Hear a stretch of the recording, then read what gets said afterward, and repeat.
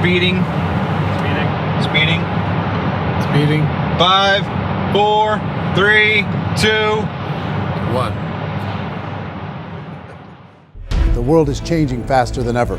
What used to take decades is now taking years or even months. What you see right now is the illusion that people have had for many decades about the workplace being this secure place to work the rest of your life. For the first time in the history of our nation, our children will not do as well as us. We've seen our friends get laid off, we've been laid off, we've had our pay cut. People are overworked and underpaid. They seem to have less time and less freedom.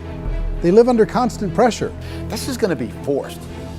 And so even if your employer loves you, they may have to cut you. There's something wrong that on Monday morning, the heart attack rate increases by 35%. Technology is accelerating, job security is declining. It just doesn't seem like the old models of making a living are as reliable as they used to be. Every aspect of our lives, there's a better way out there, but we're still doing it the old way. We live in the greatest country on the planet, and there are a lot of people sitting around complaining and being cynical. Like everyone's whining about this old model, and I'm like, why don't you leave it? Look at all this over here. Look at all this opportunity. Since so much of our lives revolve around our work and the way we make our living, many people are thinking there just has to be a better way. The biggest challenge facing our world today is not making money, is what are we going to do with all the displaced, unemployed people? People are afraid that they're going to make the wrong decision. People are afraid of the unknown. People are afraid that maybe I don't have the skills. Hey, sports fans, industrial age is over. It's dead. It's dying. That's why going to school to get a job is an obsolete idea. A steady paycheck is an industrial age idea.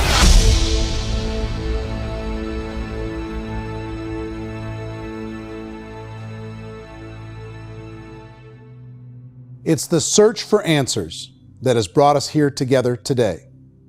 My name is Eric Worre, and for almost 30 years I've been an entrepreneur, struggling at times, but ultimately succeeding. As a best-selling author, speaker, and business owner, I've spent my entire career helping millions of people around the world to become entrepreneurs. And I believe strongly that there is, in fact, a better way when it comes to how we make a living. The career landscape has changed dramatically, and many are still working in a model that is completely out of date. What worked for previous generations isn't working as well for people today. In this film, we're going to explore 3 important questions. First, what's really going on in our working world today? Second, in this new economy, is it better to become an entrepreneur, or is it safer to work for someone else? And third, if a person decides to become an entrepreneur and start their own business, how can they do it without taking on massive risk? To help in this journey, I've brought together some of the greatest experts and thought leaders in the field of entrepreneurship to share the real facts with you. My intention is to give you new information that will allow you to make choices that are not limited by an old, outdated model. Let's start by understanding what's going on in our working world today.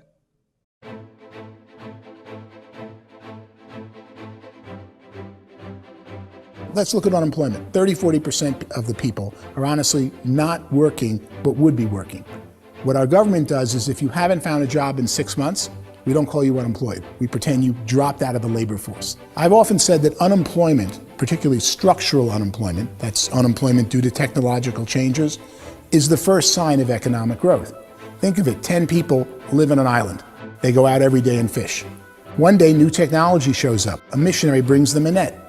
Now, using the net, one pilots the boat, one throws the net. 2 fishermen can do all the work 10 used to. That's a 500% increase in productivity, 2 doing the work of 10, in one day. You don't have to learn a lot to learn how to throw a net instead of throw a fishing line.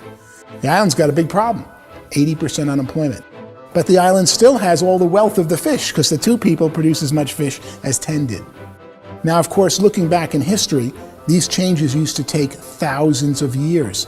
And during that time, we went into farming and transportation. Some of us became doctors and some teachers and lawyers, and we developed all these new professions and new manufacturing jobs. Today, these changes are occurring literally in one day when a new technological advance occurs, and we don't have the social structures to deal with it or to retrain the unemployed people. So one of the things that I think is interesting as I travel across the country and really travel around the world is the way that we work and the way we get paid for work is changing pretty dramatically. On a global basis, everything is being turned upside down because of the rapidly advancing technologies. They are eliminating many jobs, and we have been left with many people not prepared for the jobs that exist. A lot of demand in public companies was to squeeze out all the fat and to get just as much margin as we possibly could, and fat equals humans. So this idea of job security in information age is so obsolete, but it's still taught inside our school system. And that's where the problem starts. There's no financial education in the school system, and people are still trained to be employees to work for that paycheck. This is a chart on the middle class. What's happening in the middle class, those that went to school, their incomes have been coming down for years. And parents still say to their kids, go to school, get a job. Now what happens to all those middle class people who are dropping off the ends of the chart? Well, they become what's called working poor. And this is what happens to working poor. But they say poverty is ending. Well, poverty may be ending, but working poverty is going up. And this is food stamp usage. So food stamp usage in America is going through the roof right now, because people cannot earn what they call a living wage. Most people have experienced financial pressures that I think are probably greater than they have been in the past. If you're not working for yourself, then it's going to be a pretty hard road for a lot of people. Today, if you're going to control your future, the 40-40 plan is gone, where you can graduate from college and get a job and work for 40 hours a week for 40 years. That day is gone. So some of these charts actually tell you what's going on. And this is a really interesting one, you know. People are going back to school because if I go back to school, I'll get a nice job. But this is what's happening to, it's called Sallie Mae, which is the student loan guys. Student loan is going through the roof. It's now over $1 trillion, and student loan debt is worse than credit card debt. So when people stopped using credit card, the government got people into student loan debt. And the problem with student loan debt is you can never be forgiven. See, with credit card debt, you can declare bankruptcy and then all's forgiven. But student loan debt, you can declare bankruptcy, you still owe it. It's the worst of all debt. But this is the next picture. Look at this chart here. This is what's happening to wages of college graduates. It's going down. So you go to college, you rack up all this debt, but you earn less money. Now, that's not that intelligent. Average person who's been working a lifetime in America today is ending their lifetime at 65 with about $41,000 in assets. They earned just enough to survive. I think in the United States we have something like 17 trillion in debt. That's just the federal government debt. We got another 2 in municipal and in other, let's call it almost 20 trillion government. We've got 40 trillion in private debt. That comes up to close to 60 trillion. When you then add something we never had before, what you were talking about, when we look at the unfunded portion of Social Security and primarily Medicare, Medicaid, that at the most conservative estimates from outside firms, Kleiner Perkins, 67 trillion and growing. That's more than all our other debt. There's less conservative estimates that say it's 84 trillion or higher. I added up conservatively $127 trillion in total debt. Debt is a financial drug. When you take it to excess, it's like taking a drug. Yeah, it makes you feel better, it enhances your performance, but at a huge cost, eventually it kills you. And so that's what happens. We keep doing more and more debt, and you get less and less results, just like a drug, until the debt gets so high that it crushes the whole system. That's where we're at, 8.2 times GDP. You know who I feel sorry for? I feel sorry for the person who dreads going to work, who is sick to their stomach on Monday morning, who hates their alarm clock, who gets a little glimmer of hope on a Wednesday because it's hump day and says, thank God it's Friday.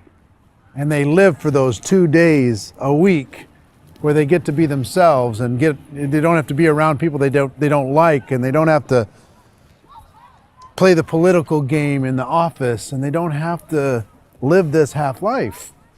The person that works 50 weeks a year just to be able to have the 2 weeks for vacation. And you know what happens to most of them? Nowadays, they don't have a vacation. They have a staycation. They have time off of work, but they don't get to go where they want to go because they're overextended. They've got all this debt. They got all this situation. They hate their alarm clock. They can't sleep until they're done. They have to spend most of their life in traffic. I feel sorry for that group of people because there's a better way. They just don't know it. I see this really interesting attempt at rugged individuality in a 6x8 rectangle. And I feel like you're all the same, except for the little push pins of the pictures. There's different pictures. Yours is named Jenny and his is named Sujara, but it's the same people. And this is how they are, and they're just like the zombies, and there's no joy in there, there's no fun. There's always like the wacky woman who decorates her cubicle, and that's the most she can do there. You got to give her credits, right? The wacky cubicle woman. The basis for their life is worry. I'm worried, you know, maybe I'll get fired. I'm worried maybe my company will go out of business. I'm worried I can't keep spinning the plates on paying the bills. I'm worried about how do I send my kids to college. I'm worried, what if the transmission of my car breaks? That's, you know, 2 or 3, I can't fix it. People live in a sea of worry, and it eats at them. Those signs that people held up during the Depression didn't say looking for gainful employment in a cubicle. It said looking for work. Work is what we're looking for. Job is just a unit of measurement. Work is what we're going after. It's time to look in the mirror and say, it's not the economy, it's my economy. It's my little world of where I am. I need to improve. I'm not going to wait for the economy to come back because frankly, the economy is doing great in this country. So I'm here on Wall Street, the financial center of the universe, the financial capital of the world. This is where most people's money goes to at least be held for a time, right? With interest rates in banks being effectively zero, and many experts are predicting it's going to stay at zero for the next 10, 20, even 30 years, people feel like they don't have any choice but to put their future into equities, to put their future into the hands of other people on this stock market, and hope that the stock market goes up, hope that the stocks that their advisors pick or that they pick goes up. That's one way to go, I guess. It's my personal belief that if you put your future into the hands of yourself, in other words, you have earning power by yourself, I think you're a better investment than these guys. I think you controlling your future is a better option than handing over your retirement to these guys. The average household income in the United States is approximately $50,000 a year, what they call the middle class. To reach the top 25% of income earners, you'd need to earn at least $90,000 a year. To reach the top 10% would be a household income of $140,000, the top 5%, $190,000, and to be in the top 1%, you'd need a combined household income of at least $380,000 a year. So here's the question. What do you think would give you the best chance to move up and get to the top 10%, the top 5%, the top 1% and beyond? In my opinion, and in the opinion of many, many experts, the answer is to become an entrepreneur, to become your own boss. I think you have to be a business owner. I can't, the only time I ever say to someone it'd be great to be an employee is when they've already told me they've surrendered. I only tell people who are wounded spiritually that they should be an employee. And it's that feeling that you get when you pick up the backpack off the little Cub Scout and say, "Don't worry, little guy, we'll get you back to the camp." You know, it is in no way a kindness when I tell someone they'd be a great employee. The other status symbol really increasingly is lifestyle. I mean, people can own their own business, maybe even work out of their house. That, I tell you, people admire that. Like, gosh, I wish I could do that. The spirit of the entrepreneur is to be a risk taker and to be resourceful and unstoppable and to have a vision of yourself beyond where you are and not willing to settle for life as it is. Think about the great entrepreneurs. They're visionary. They have heart. They're willing to do today what others won't so they can do tomorrow what others can't. Personally, I don't think of the new economy, the old economy. I create my own economy. The entrepreneur's in control.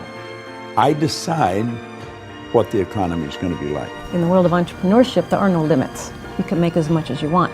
depending on how much you want to work and how smart you are and how great a team you put together. There's no more lifetime rewarding business than being an entrepreneur.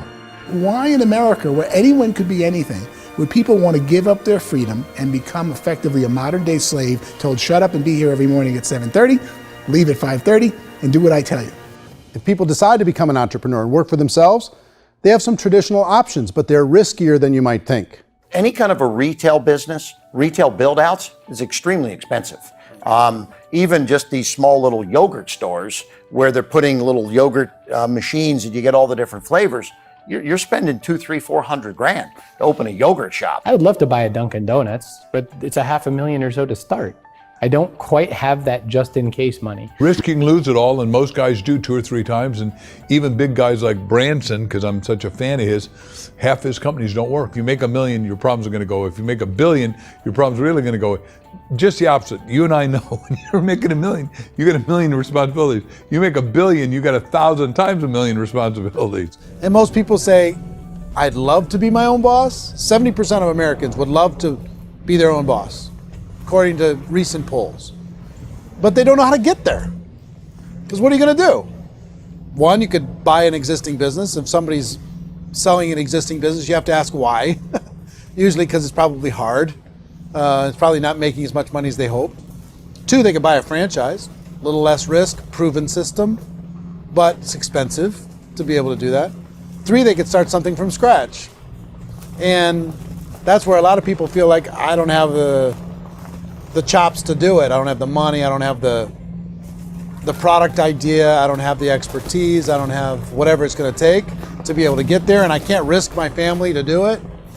So, 4th, they could become an investor. A lot of people in this town invest to try and figure out a way, but you got to be pretty smart with that game too, right? Venture capitalists, who are the very best and most sophisticated in investing in new breakthrough businesses, make it on 1 out of 11. That means 10 out of 11 are mediocre or fail. Most of them fail. That's the risk there. An angel investor is lucky to get 1 out of 15 or 20. A business is a team sport. Like, I have to have accountants, I have to have engineers, I have to have system designers, I have to have sales, marketing, I have to have accounting, I have to have mission statements, I have to have legal and all that. The average Joe Schmo, even me, I go out there, I don't have the skills to put a business together. I think the bottom line for the 4 traditional options is they take money, sometimes a lot of it. They take expertise, and they take time. All of that adds up to just too much risk for most people. I bought a business from somebody else and it was a lot of work. And you start wondering, what did I just buy? Because I guess ultimately I own your email list and I just overpaid for it. People that start their own business, they spend a lot of money, they spend a lot of time, a lot of effort to get things started. And the more you invest on the upfront, the harder you typically work at it. I can tell you what the success rate is of a restaurant. If what is it? They're crazy enough. About 90% of them fail. About 90%, in how quickly? Year less. Wow. And if we're talking non-franchise, we're talking franchise, Sure. That's totally different. Yeah. But our students aren't getting franchise restaurants. You got to invest big money. Exactly. And with someone like McDonald's, you've had to work with the company for a long period of time, really know the To even have a chance of investing $1 million. have a chance, and it's a slim chance. What if there was a way that you had all the proven aspects, the comfort aspects, and you could still control your own life? What if there was both? In other words, you didn't have to create everything from scratch. You didn't have to be a super leader. All you had to do, what if there was a proven product already? You didn't have to create the product. And there's a proven system already, proven training already. Everything except an employer. That was the only thing that you didn't have. Do you think more people would be open to working for themselves in that environment?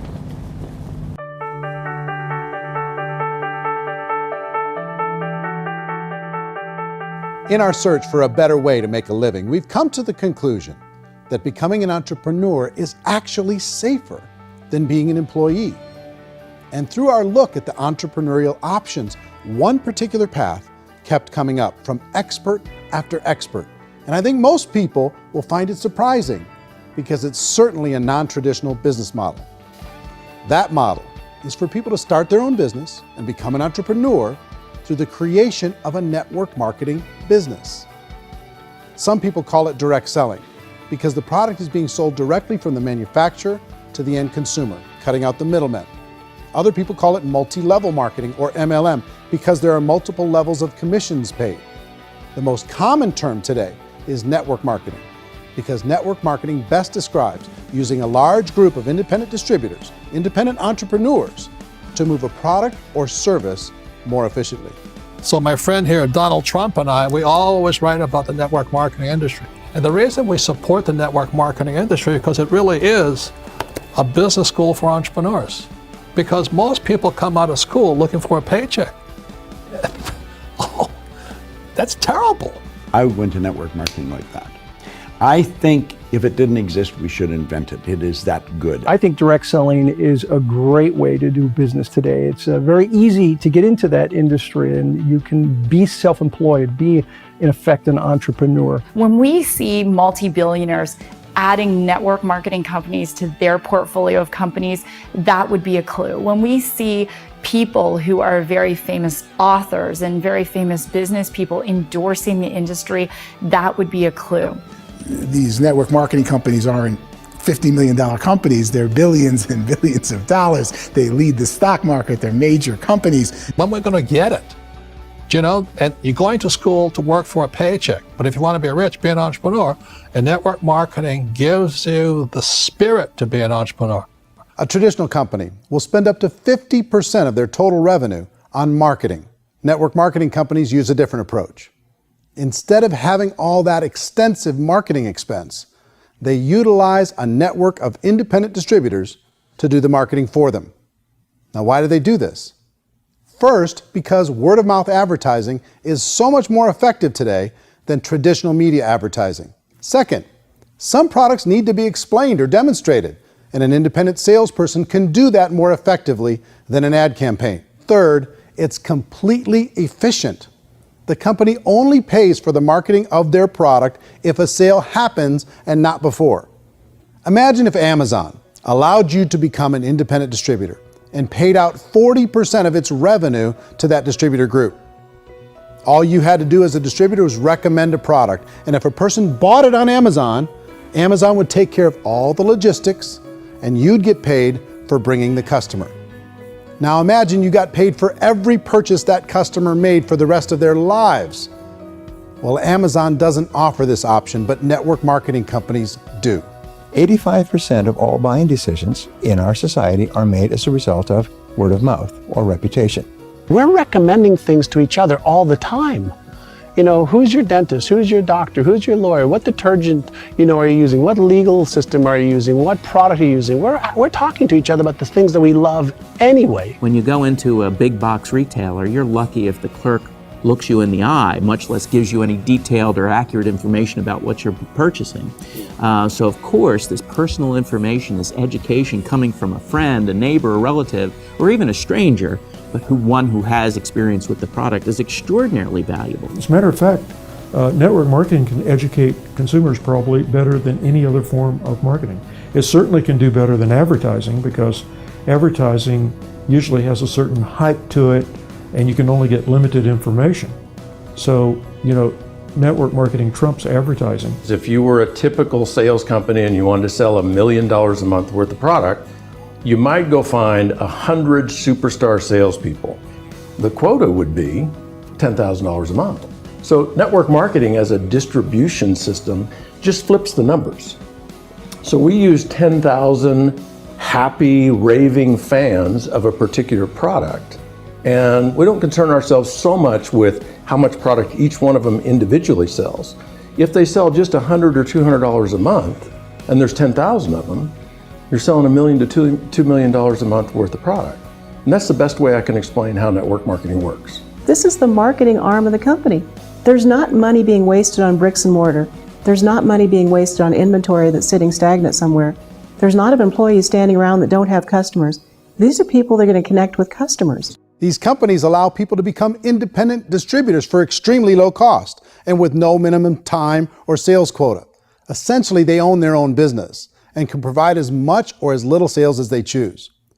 In other words, The distributor gets all the benefits of traditional business ownership without the risk. The advantage of network marketing is the ease of entry, the low risk, and the low startup cost, because almost everything else has very high risk. You can get in for a minimal investment. You're buying into a system that's already been proven, products or services that have been proven to work. The keys to network marketing is providing an opportunity for the masses to get involved, providing an opportunity for the average person who doesn't have the resources to start their own business. All of this so far is fairly straightforward, but network marketing offers another benefit, and it's this benefit that makes it so interesting for entrepreneurs. Network marketing allows a distributor to build their own network of other distributors and then compensates them on the sales created by that entire group. Direct selling is, at its base, very simple. It's the sale of a product or service to an individual on a face-to-face, one-on-one basis, just the way we're talking right now. But there's an important element as well, and that's the offering in conjunction with that sale of product, the offering of an opportunity for someone to make something of themselves. No matter what your social status is, no matter what language that you speak, I mean, look how many unbelievable people are becoming successful to speak every kind of language out there. What an awesome gift to give the world. Instead of having to work your way up in a system and prove that you could be a sales manager, they just decided everybody can be a sales manager. Everybody gets to build a sales team from day one. And so what that brought into the system of growth as a direct selling company is the concept of compounding or geometric progression. Because now you can actually grow sales force very quickly because everybody is enrolling people in their own sales force. People who are like, oh, this is weird, I'm building a sales team. Well, what do you think you do at a regular company? How do you think a regular company works? Network marketing is the only industry that doesn't say your past determines your future. It looks at your past and says, okay, now what can we train you to do so you can have a great future? Every other employer out there wants to exploit you for what you already know, not teach you something new. Network marketing has the potential to save the United States and the world, because it's going to teach people not to be employees, but to be entrepreneurs.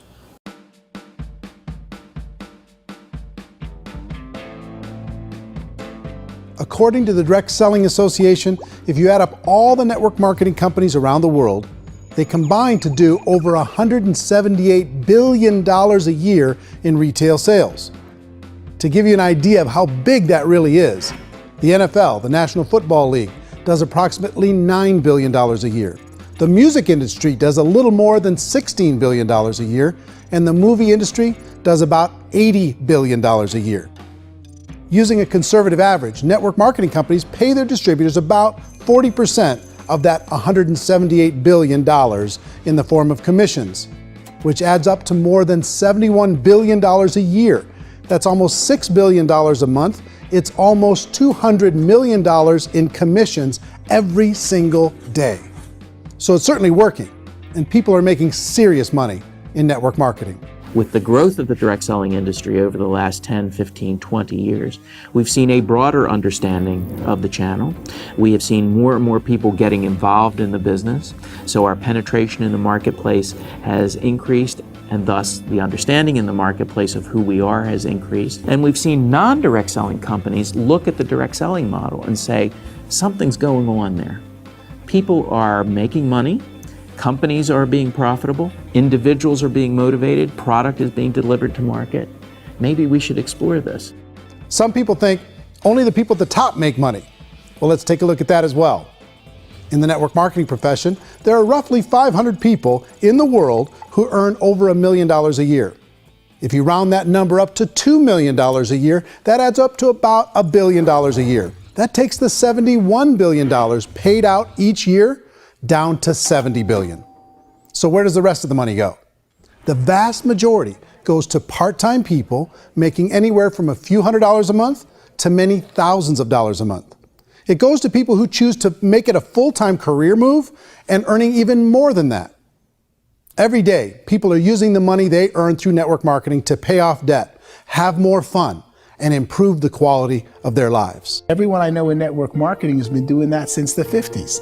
They go to work when they want to go to work. They stop working when they want to take time with their children to have a leisurely breakfast and discuss issues and driving to school. They go back to work when they get home, wherever they're working out of. The biggest thing that I've seen is people that have become much happier in their life. MLM has probably made more millionaires of more people in more countries, and I've spoken to them in 67 countries, than any other single form of business, starting from nothing. If they have a choice between working a job for the next 10 years or working a network marketing business for the next 10 years, the result of working the network marketing business will be better. A lot of people within the industry go on and make this a career and do extremely well at it. Network marketing has been nothing but good for everyone I know that's been involved with it, because they did it seriously and they played full out and they've been very successful. It's been a constant barrage of success stories and people showing off stuff that they got as a result of it. How many people are involved? Approximately 16 million Americans and 96 million people around the world are currently participating in network marketing.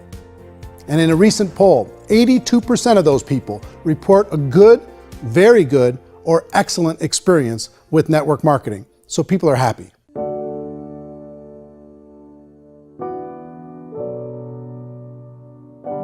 So I've taken a look at the network marketing profession and really tried to understand why so many people are confused as to the validity of this as a business. One is this pyramid shape. People get really messed up with this pyramid. Oh, it's one of those pyramid things. So I just think there are a lot of haters out there who really don't understand the industry and say, oh, it's a get-rich-quick scheme.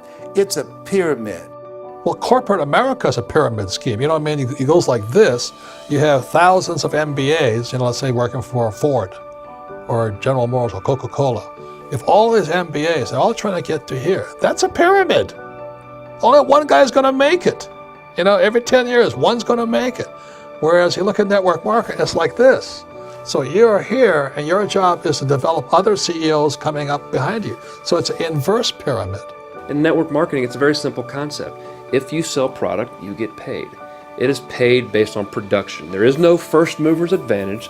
There is no investment component where the more somebody spends, the more they're entitled to make. So the two are polar opposites of each other. It doesn't matter what shape the company is or the compensation plan is shaped, whether it's a circle or a pyramid or a triangle or a trapezoid, it doesn't matter. If compensation is coming primarily from recruitment, then you've got a problem.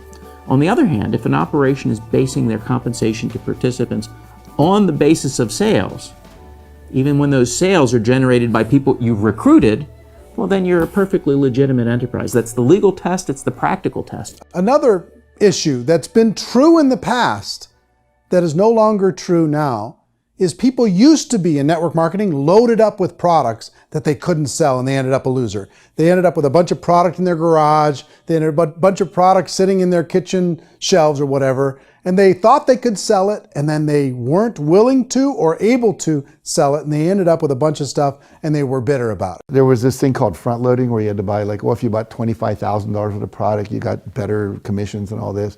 Today, it's almost all done by computer. It's direct mail, comes from a warehouse somewhere else. You don't have to have all this inventory. You don't have to stock up. It's a paperless world now. Most of it's done online. You have a back office.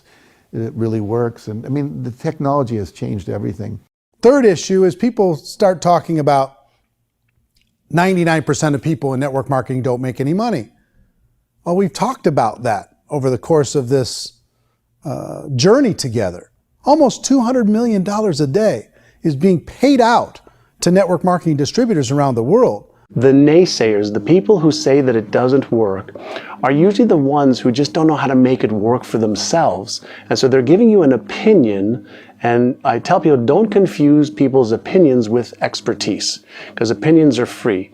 And don't confuse sincerity with the truth, because people could be sincerely wrong. But here's the reality inside of network marketing. The vast majority of people that get involved in network marketing just become customers, and they get involved to be able to purchase product at a lower price. If you take Costco as an example, if a person goes into Costco and gets a membership to Costco so they can get a lower price on the product, we don't call that person a loser because they have a bunch of product that they walked out with with a smile on their face. Yet when some people want to take a look at network marketing, they say, well, those people, they're just using the product and they aren't earning an income, so they must be a loser. They're not a loser, they're a happy customer. That's the vast majority of people that are involved in network marketing. Now, a smaller percentage of those people decide to go build a business. They earn $300 a month, $500 a month, $1,000, $2,000. That's the bulk of earnings in network marketing. And then there's the few that really decide to take it serious, really decide to build a large network, really work to make that network very, very productive. And those people make huge amounts of money and there's no cap. What I do as an outside economist, just somebody looking at this industry like any other industry I speak and say, look, what's the realities of this? 1% do incredibly well. 10% generate some additional income at pretty low risk and effort, that's not, and 90% of people roughly end up customers. One thing that I think is real when it comes to people's perceptions about network marketing is people put this, and distributors, I think, involved in network marketing have some responsibility for this. They have sometimes unrealistic claims about the product or about the income. Most people who become distributors, they want the money, they want to be successful, but they don't have the skills. They don't know what to do. And when people don't know what to do and they're in a new business, they're scared.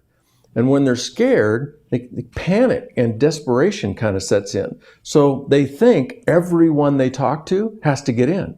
So if I talk to you and you say, well, no, I don't have time to do that, they're like, no, I need you. You have to do this or I won't be successful. So I start clawing on you. I start that desperation. So then I start making claims about the product, which are not appropriate, probably not even true. Or I start saying, oh, let me show you how you can make all this money and you don't have to do anything, Eric. And so you just totally misrepresent the opportunity, and you're clingy with people because you think you need everybody to be successful, and you don't. You know, one of the messages that I try to deliver most forcefully to companies as well as salespeople in direct selling is that you don't have to overpromise. The reality is in network marketing, there's a lot of hard work involved. There's a lot of effort. You're going to have to develop yourself. It's a business like anything else. It's going to take some time, but in my opinion, it's better.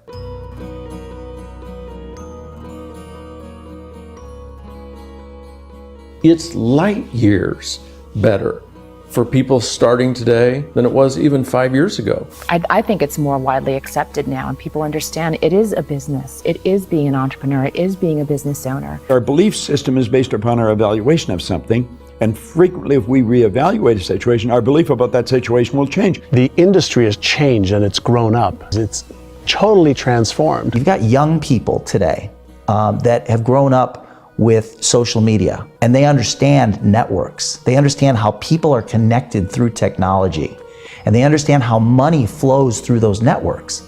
So when they see network marketing, they don't see it the way their parents saw it. And we've all learned, the larger industry that you represent, has all learned from those mistakes and flaws and errors that have happened early on. Early algorithms didn't work the right way. That's all fixed. It's like when they design a computer program, they design the program, then they run it, and then they go back through and they debug it. The MLM industry has been debugged. This is the day of being virtual, being able to run a business from your mobile phone. I mean, it's incredible. Companies are getting smarter. They're implementing more consumer protections. They're implementing more compliance training. They're doing more with respect to product research. If you do get involved and you make purchases of inventory, even on a voluntary basis, if you decide that this business is not for you, you can leave and have that inventory repurchased by the company. There's no other business that offers that kind of protection on a voluntary, self-regulatory basis.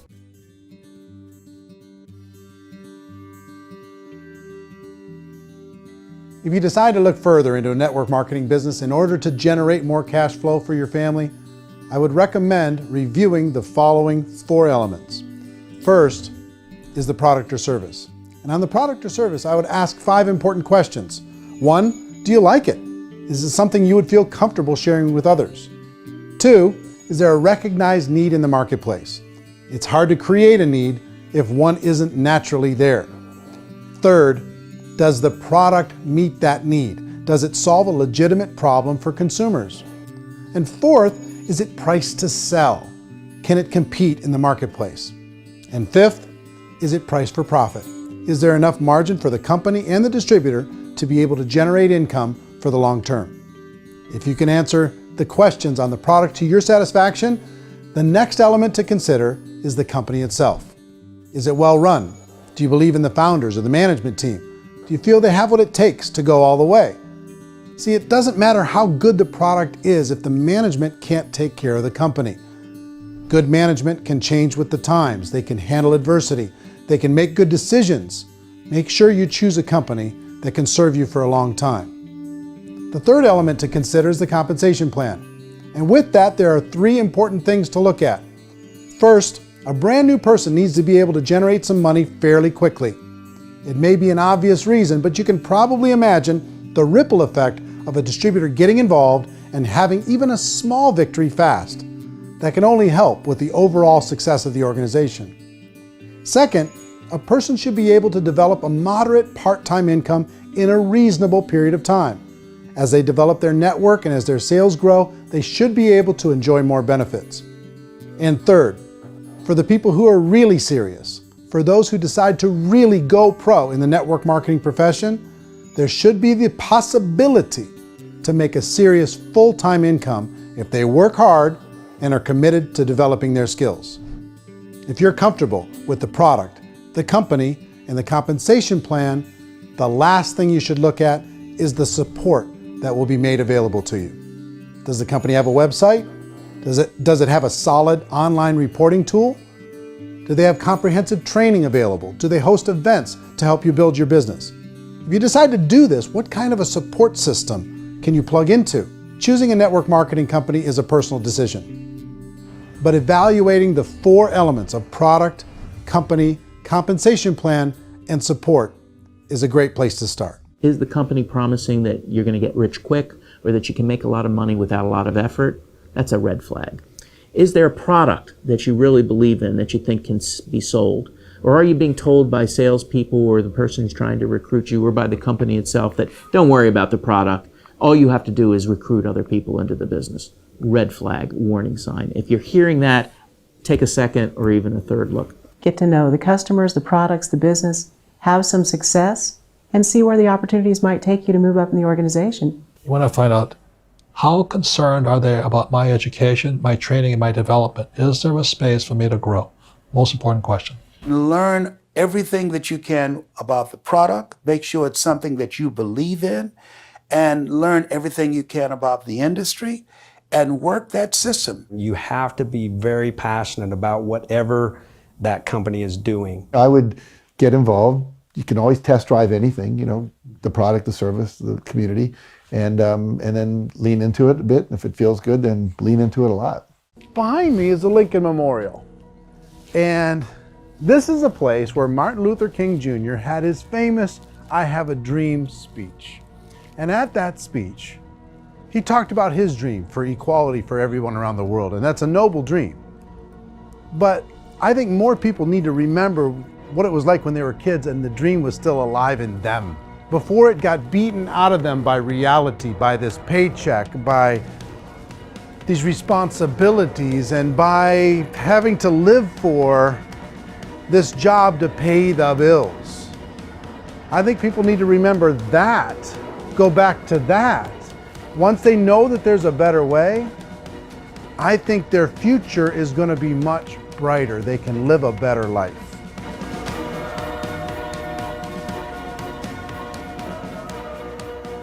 So if you're considering getting involved in a network marketing company, let me offer you just a few pieces of advice. First, network marketing isn't perfect. It's emotional, it's challenging. Like any entrepreneurial venture, it can have its up days and its down days. But if you have an entrepreneurial bone in your body, it's just better. Second, if you're gonna do it, decide to be professional. Decide to go pro. It's better to do that than just be this amateur sticking your toe in the water. Third, as any professional, you're gonna have to learn some new skills. And I promise you, inside of the network marketing profession, they're not too difficult to learn. Fourth, like anything worthwhile, it's gonna take some time. Don't expect that you're going to get to the finish line right out of the gate. And fifth, it's worth it. It's worth it to be able to take charge of your life again. It's worth it to be able to control your own financial situation. It's worth it for the people you're going to be able to spend time with. It's worth it for the things you're going to be able to see and the experiences you're going to be able to experience. It's worth it for the causes you're going to be able to contribute to, the lives you're going to be able to touch, the customers you're going to be able to help, the friendships you're going to be able to develop. I promise you, it's worth it. Remember, most people are searching for answers just like you are. But I do have to tell you the catch to network marketing. If there is a catch, if you want to understand this from an emotional point of view, people say, well, it sounds too good to be true. It's not, it's hard work. But here's the catch. Most people still don't understand it. So you're going to have to endure the loss of social esteem from ignorant people. The uneducated will think less of you. Now, if you can handle that, you're on your way. If that's going to destroy you, you know what? Entrepreneurship in general probably isn't in your future. If you can face that catch, you can become unstoppable. I want everyone to really contemplate this if they're not in network marketing. You're in a job, you probably have a mortgage, you have rent, you have debt, whatever's going on. You're in a prison. You work just hard enough to keep them from firing you, and they pay you just enough to keep you from quitting. Come on! I've been there, done that, and bought that t-shirt. In network marketing, if you run into failure, it's really just a homework lesson for yourself. There's no one to blame. You really have no excuse not to be successful. You just don't. People don't want to hear that, but there's so much available to you. If you want to be a good network marketer, be a student to the people above you, be a fellow traveler to the people on the same level, and be a teacher to those below, and know when it's appropriate to do which. People who are not afraid of asking people to buy things, or not afraid of persuading people with a chance they may say no, these people own the future. Nothing happens until something moves. So you got to go move, you got to go do something, or nothing's going to change in your life. In the beginning, you're going to do a lot of things that you don't get paid for. But as you go down the road, you get paid for a lot of things that you don't do. And your job is rehabilitate the spirit, the entrepreneur spirit in all of us. Get it back. Either give it a strong yes or a strong no, but no wishy-washy, dilly-dally stuff in the middle.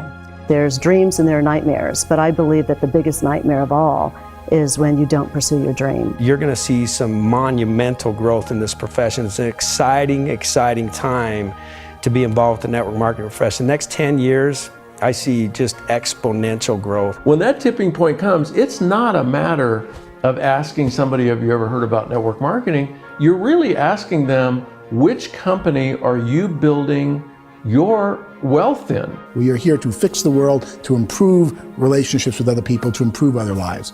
And the real reward comes as an entrepreneur in any level from teaching somebody something and watching them soar. There is no greater reward.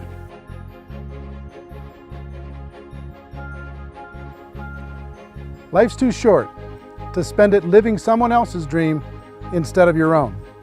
It's too short to spend it living at a fraction of your potential. Can being an entrepreneur be a challenge at times? Sure. But here's what you get in exchange. It can be yours. Something that you built, something that you created, something that you made happen. This balloon represents your dream. It represents entrepreneurship. My wish for all of you is that you would reach out and grab it. The choice is up to you.